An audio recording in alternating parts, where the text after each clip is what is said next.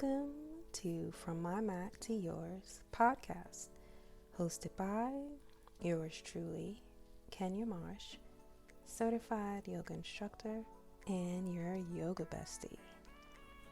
The last couple of episodes, we talked about a few topics going from overcoming obstacles, overcoming your fears, how to start your practice, and how to create a space in your own home. Now I want to touch on another important topic, which is building a self-care routine and providing you with 6 easy steps you can use starting today. So are you ready? Let's get started. I want to talk about self-care and what it is. I know this term has been thrown around quite a while and used a lot, and has become quite popular in the media and a lot of personal development circles, especially in the health and wellness industries. Pretty much the concept of self-care is to help you develop a way to take care of yourself in a more intimate level. So now I want to talk about in this episode what self-care is, why it matters, and how you can get started doing it immediately. As far as self-care goes, this covers a lot of areas in regarding to caring for yourself. It mostly just involves nurturing your mind, body, and soul. And there's so many ways you can do that that will help you elevate your self-care routine and take you to that next level you need to be to maximize your full potential. Now, I can go on and on and on about different self-care routines and tips, but I'm going to just narrow it down to just 6 simple steps just so you can get your foot in the door. Okay? But essentially, self-care is being as good to yourself as you would be to someone else you care about. So think about the last time you had a close friend or a close family member, even a spouse, who was really sick, and you went over and beyond to help make their experience a little better when they were down, or uplift them when they was feeling depressed, or help them through a rough situation. Now, think about, did you receive that same care in return? If so, was it done on a daily basis? Probably not. Because if you think about it, every day can bring on a whole new set of problems for everybody. And we never know what each other is really going through, because sometimes we withhold that information for multiple reasons. And that eats up at us over time. So having someone do a nice gesture for you once in a while make you feel good for that moment. But if you adapted a self-care routine and do that on a daily basis, your outcome and experiences can take an immediate turn. And I want to talk about more of those benefits.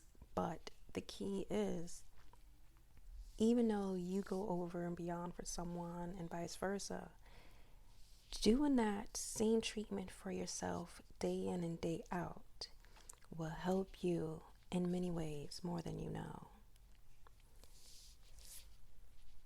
So now I want to get into the benefits of self-care. There are so much benefits, but primarily you want to embrace the fact that giving all your energy to those around you without filling your own can leave you feeling depleted and empty. You know, you're always pouring out your energy, but you're not receiving that much in return. And that drains you. So think about it. How many times on a daily basis Have you found yourself just feeling super exhausted coming from work because you're giving your energy into these projects and give your energy into your bosses and energy into your coworkers, and then you come home and you have so little left, and then you have to give your energy into your kids, your energy into your spouse, and then you just feel so drained that you just don't want to do anything but just hit the pillow. But what you need to start doing is giving energy into yourself. That energy that you're putting out, you have to give yourself 10 times more. That's the only way you can balance what's going on in the interactions you have. Because if you don't, it will drain you, and it will drain you until you just want to just give up. And we can't have that. So I don't want you living that way. That's no way to live. So what I want you to do is try these two things. Spend time and effort on yourself. Doing so will rejuvenate and give you that boost of energy you need. Take time to indulge in your own interests. You have a lot of ideas going on in that head of yours. All these dreams, all these projects.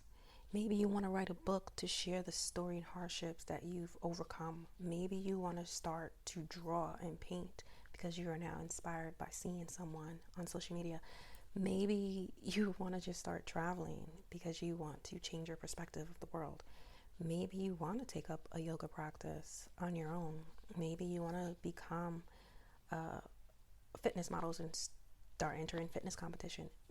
There's so much things you may want to do. You might just want to leave your job and start your own business.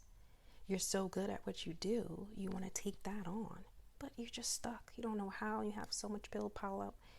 So take a little time every day, a dedicated time, and focus on that one thing you want, and put your energy there and let it grow.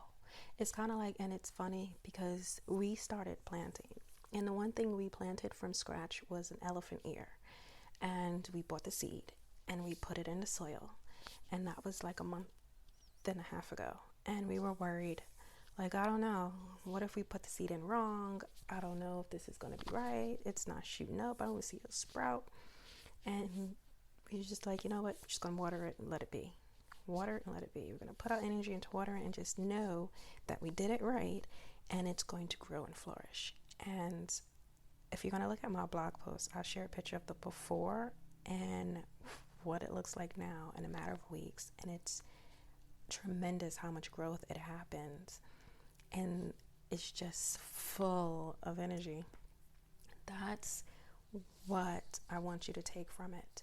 Sometimes you cannot see all the benefits and the rewards that will be coming your way if you don't take time to indulge in interest and put your energy into what you enjoy doing. That could be a way, if you do that, you can become more abundant. You can generate additional income. You could quit your job because you got so much income coming in. You can create new contacts and network. You will just see yourself grow and flourish in many ways that you probably didn't believe, but that takes time. So doing that is going to help boost your self-esteem and give you a whole different positive outlook. So I want you to take time to nourish your seed. It's going to grow. You have to trust the process, but you have to put in that work. You have to water your dreams every day. So now I want to jump into the self-care routine and the 6 tips that I want to give you, and then I will let you go to ponder on all of this information. Again, there are countless ways to add on to your self-care routine, and these 6 ones is something that you can build on as you develop this habit.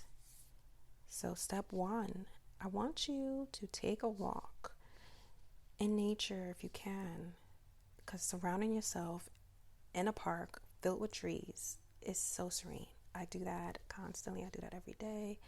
That is now my backyard, to be honest, because it's something I manifest. It is something that it helps you getting that energy from the green and the power of these tall trees. They're full of energy and they will help you stay calm and relax. And you can enjoy because it's a refreshing of the fresh air. If you can't get into the park, walk around your neighborhood or, take a walk. Get in the habit of taking a walk. Even if it's a short 5 to 10 minute walk, walk, walk, walk. Step 2, try different forms of exercises. You can try a yoga routine. If you have a set yoga routine, add 2 new poses into the mix. Switch it up. Try it in a different order. Sometimes you want to change things up to keep it lively. You can try jogging if that's for you, or in addition to yoga, add it in a gym routine, or try a different yoga style, like aerial yoga. There's so much things to do, but keep moving. Try dance routines. I like doing dance and yoga, and I also work out in my home gym. So I like to mix things up because that keeps things going and it keeps my body in suspense. But that routine gives me that energy that I need to take on the chaotic days that I have. And that is something that if you adapt, you will notice the difference. If you followed in my previous episodes, your set time, you need to plan it out. So set a plan and pick when you're going to work out. And then based off that plan, throw in just a new routine on this week so it's different from last week. So every week doesn't feel repetitive like Groundhog Day. You want to change it up slightly, just enough to keep you going and excited.